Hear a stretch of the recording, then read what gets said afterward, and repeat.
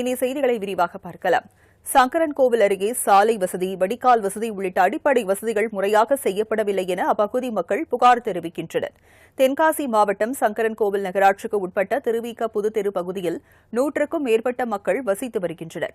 இப்பகுதியில் கடந்த 10 ஆண்டுகளாக சாலை அமைக்கப்படவில்லை என அப்பகுதி மக்கள் புகார் தெரிவிக்கின்றனர். இதனால் குண்டும் குழியுமான சாலை மழைக்காலத்தில் சேரும் சகதியுமாக மாறிவிடுவதால் அப்பகுதி மக்கள் கடும் அவதிக்குள்ளாகி வருகின்றனர். அத்துடன் இப்பகுதியில் வடிகால் வசதி இல்லாத நிலையில் வீடுகளில் இருந்து வெளியேறும் கழிவுநீர் சாலையில் தேங்கி நிற்பதால் கொசுக்கள் உற்பத்தியாகி நோய் தொற்று பரவும் அபாய நிலையும் ஏற்பட்டுள்ளது.